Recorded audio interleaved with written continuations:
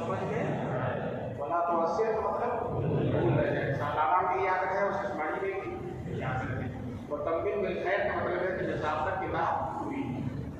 یہ کتاب جو آپ پڑھ رہے ہیں یہ علم حدیث کے سلسلے میں، اور علم حدیث کہتے ہیں رسول پاک صلی اللہ علیہ وسلم کے اقوال، افعال، شمائل، تقریرات، چار چیزیں، اقوال، افعال، شمائل، حضور کے عادات، جو حضور کا حسن و جمال کے شمائل ہے، اور اسی طرح سے تقریرات، حضور کے سامنے کوئی چیز پیش آئی اور حضور نے یا تو اس کی تائید کر دی یا اس کی تردید کر دی، تو تردید کر دی تو وہ ممنوع ہو گئی، تائید کر دی تو وہ کم سے کم جائے، کم سے کم کیا ہے جائے، واجب بھی ہو سکتی ہے، مستحب بھی ہو سکتی ہے، لیکن کم سے کم درجہ حضور کی تقریر تک پہنچ جائے گا۔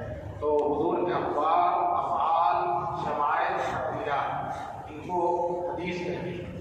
حدیث کی سب سے بڑی فضیلت یہ ہے کہ قرآن کریم میں جگہ جگہ حدیث کے فضائل بیان ہیں۔ قرآن کریم میں جگہ جگہ حدیث کے فضائل، جیسے حدیث میں قرآن کے فضائل بیان کیے گئے، تو قرآن میں کس کے فضائل ہیں؟ حدیث کے۔ جس طرح سے اللہ تعالیٰ رسول اللہ صلی اللہ علیہ وسلم اللہ کی طرف متوجہ کرتے ہیں لوگوں کو، اسی طرح سے اللہ تبارک تعالیٰ رسول اللہ کی طرف متوجہ کرتے ہیں لوگوں کو۔ اللہ تعالیٰ فرماتے ہیں ما آتاکم الرسول فخذوہ، جو رسول پاک تم کو دے دیں اسے تم کیا کرو؟ لے لو۔ وما نہاکم عنہ فانتہوا، جس سے رک جائیں اس سے رک جائیں۔ ایک جگہ اللہ تعالیٰ فرماتے ہیں وانزلنا الیک الذکر لتبین للناس، اے نبی ہم نے آپ پر قرآن اتارا تاکہ آپ اس کی وضاحت کریں۔ وہ جو وضاحت کریں گے حضور صلی اللہ علیہ وسلم، وہی تو کیا ہے؟ حدیث ہے۔ کبھی اپنے قول سے وضاحت کریں، کبھی اپنے فعل سے وضاحت کریں، کبھی اپنے جو ہے تقریرات سے اس کی وضاحت کریں گے۔ بہرحال اللہ تعالیٰ نے قرآن میں حدود حدیث کی بہت زیادہ فضیلت بیان کی۔ فرماتے ہیں وانزلنا الیک الذکر لتبین۔ ایک جگہ اللہ تعالیٰ فرماتے ہیں لقد کان لکم فی رسول اللہ اسوۃ حسنہ، اے مسلمانوں تمہیں رسول کی زندگی میں، رسول کی زندگی کا نام تو حدیث ہے، رسول کے بولنے اور چلنے اور پھرنے کا نام کیا حدیث ہے۔ فرمایا اللہ تعالیٰ نے لقد کان لکم فی رسول اللہ، مسلمانوں تمہارے لیے رسول پاک کی زندگی میں بہترین نمونہ ہے۔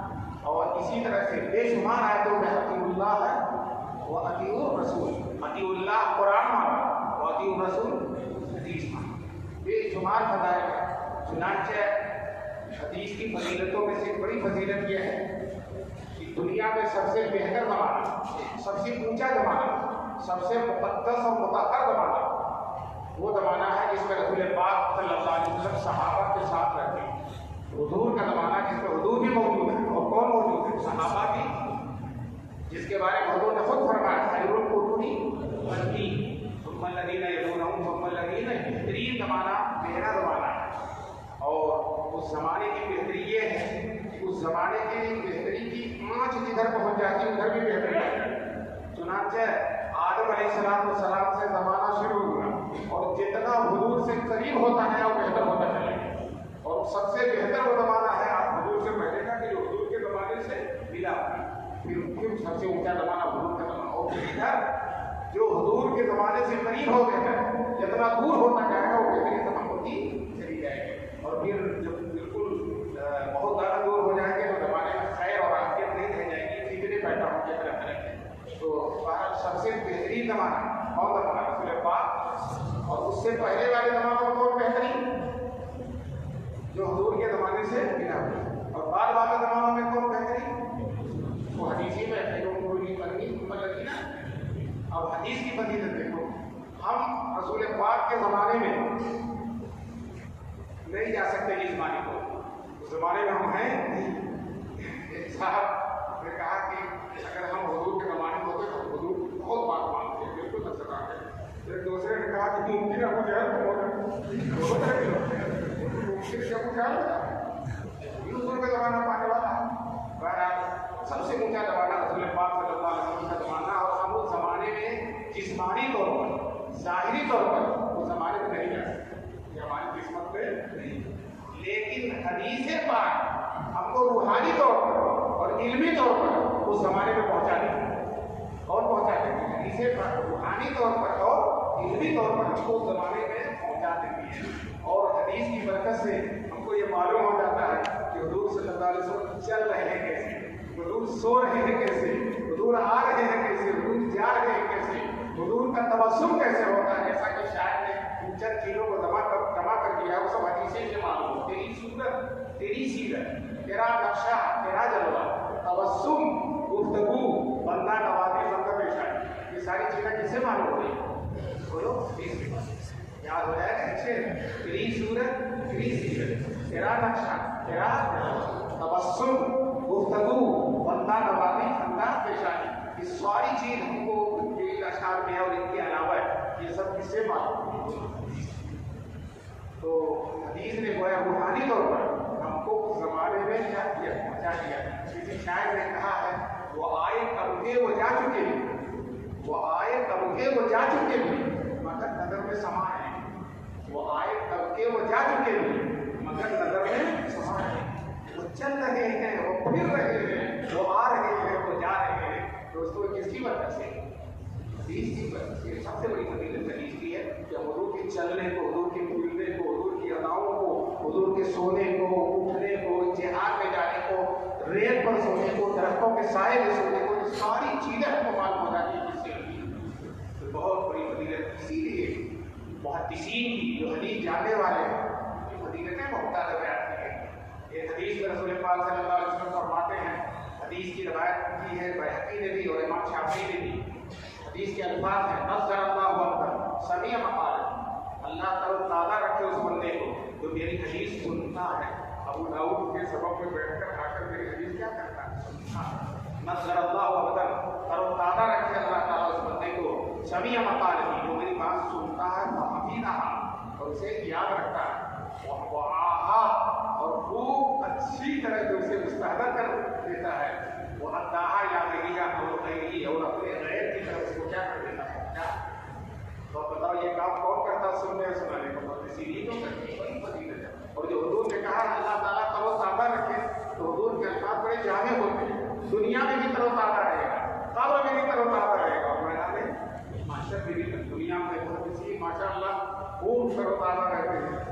جو پہلے محدثین ہم نے چھوڑو، آج بھی جو محدثین ہیں وہ بالکل کیا رکھتے ہیں؟ تر و تازہ رہتے ہیں. اور ان کو جو بشاشت ہوتی ہے، ان کے اندر جو روحانیت ہوتی ہے، جو شان ہوتی ہے، وہ دوسروں کے اندر موجود نہیں ہوتی ہے. اس کی وجہ سے آج کل ہمارے طلبا پانچیت کی طرف پہنچ جاتے ہیں. کوئی کمپیوٹر سیکھ رہا ہے، کوئی انگریزی سیکھ رہا ہے، کوئی سبق چھوڑ کر جو ہے فلاں جگہ جا رہا ہے، یہ امتحان دے رہا، وہ امتحان دے رہا، سب دنیا ہی کے لیے کر رہے ہو.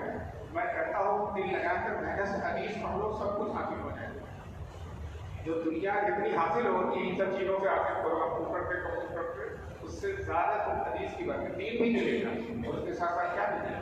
دنیا بھی ملے گا. ابن حجر کو ابن حجر کیوں کہتے ہیں؟ بہت بڑے محدث ہیں ابن حجر. ان کو ابن حجر اس لیے کہتے ہیں ان کے پاس سونا چاندی بہت تھا، سونا چاندی کو عربی میں حجر کہتے ہیں، بہت زیادہ تھا، اس لیے ان کا نام کیا تھا؟ ابن حجر. امیر لوگوں نے تو یہ حدیث ہی کی برکت سے، حدیث کی برکت سے اللہ تعالیٰ دنیا بھی کو دیتا ہے، دین کو دیتا. اصل تو دین مقصود ہے، لیکن جس دنیا کے چکر میں تم دین چھوڑ رہے ہو وہ دنیا بھی کہاں مل رہی ہے؟ حدیث ہی اسے دل لگا حدیث سے پڑھو، بہترین محدث بن جاؤ، اور پھر دنیا اور آخرت دونوں میں کامیاب نہ ہو جاؤ تو مجھے کہنا. میں انشاءاللہ اس وقت تک زندہ رہوں گا.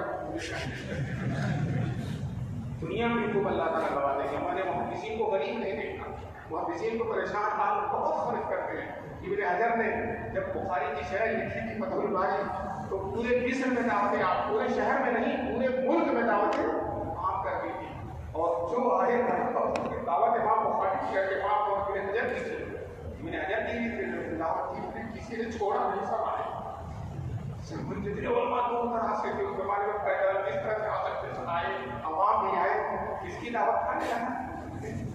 اب بتاؤ کتنا اس زمانے میں حساب لگایا گیا تھا، پتا نہیں کتنے کروڑ روپیہ کیا خرچ ہوا تھا اس زمانے کے بعد. بہرحال اللہ تعالیٰ کی حدیث کی برکت سے اللہ تعالیٰ دنیا بھی دیتا. نظر اللہ ہوا، اللہ تعالیٰ تعالیٰ رکھتا اس بندے کو سمیع مقال ہے، جو میری بات سنتا ہے، اپنے یاد رکھتا ہے، تو اللہ یا اور دوسروں تک پہنچاتا ہے. اس کے طلبہ نیت کر لو انشاءاللہ پڑھنے کے بعد کیا کرنا ہے؟ پڑھانا ہے. باقی سمیع کے بعد اقدا پر بھی عمل ہو، سمیع کے بعد کس پر عمل ہو؟ اور قبر میں بھی طرف تازہ رکھو. اور بہت سے محدثین کی خبر ہے، اللہ علی قاری جو بہت بڑے محدث گزرے ہیں اور ہندوستان ہی کے تھے، عرب کا انتقال हो गया, तो कहते हैं उनकी खबर उनके इंतकाल के कई साल के बाद उनके भतीजे के इंतकाल हुआ। तो लोगों ने सोचा कि लाओ इन्हीं की कब्र में दफन कर दे। पहले रवाज ये था किसी बड़े की कब्र में दफन किया, तो जब कब्र खुली गई तो मुल्ला अली कारी पर पैसे ही बैठे हो, जैसा लगता कि तेरा सुना नहीं कारी थे ना। तो मुल्ला अली कारी की ये शेख अली मुत्तकी की बात है, जो मुल्ला अली कारी के उस्ताद, क्या नाम है, शेख अली मुत्तकी, हिंदुस्तान के आलिम, मुल्ला अली कारी हिंदुस्तान के आलिम है, उनकी बात है। शेख अली मुत्तकी, उनकी कब्र मक्के के अंदर, बक़ी के अंदर, मक्के के अंदर जो कब्रिस्तान मोहल्ला है वहाँ उनके कब्र मौजूद है, और कई साल के बाद खुली गई तो तरोताज़ा की। हदीस सुना नज़रल्लाहु अबदा, कहाँ तरोताज़ा रहेगा कब्र में, और इंशाअल्लाह मैदान माशर में तो हुजूर में क्या है साथ मिलेगा। चुनांचे एक हदीस में रसूल पाक सल्लल्लाहु अलैहि वसल्लम फरमा, हदीस तबरानी की रिवायत है, औसत की किताब है, 3 किताब सगीर कबीर औसत। तो औसत में रिवायत है कि इब्न अब्बास रज़ी अल्लाह फरमाते हैं कि रसूल पाक ने फरमाया, अल्लाहुम्मा हम खुलफाई, अल्लाह मेरे खुलफा पर रहम फरमा। सहाबा ने कहा मन खुलफा हो गया रसूल अल्लाह, अल्लाह के रसूल आपके खुलफा क्या कौन है? तो कहा अल्लज़ीना यरफून अहादीसी व युअल्लिमूना अन्नास, वो लोग जो मेरी रिवायतों की हदीसों की रिवायत करते हैं वो लोगों को सिखाते हैं, वो मेरे क्या है वो खुलफा। इसी तरह से एक हदीस में जो तिरमिज़ी में है, और तिरमिज़ी ने उसको हदीस हसन कहा है, उसमें है कि इन्ना औलल नासी बी यौमल क़ियामत अक़रबुहुम सलातन अलैया, क़यामत के दिन उससे सबसे ज़्यादा करीब, और से सुनना, क़यामत के दिन उससे सबसे ज़्यादा करीब वो लोग होंगे जो मुझको सबसे ज़्यादा दरूद भेजते हैं, सबसे ज़्यादा दरूद भेजते हैं। और इसी की बात करते हैं, तुम अहलुल हदीस, तुम असहाबुल हदीस, ये कौन लोग हैं? हदीस पढ़ने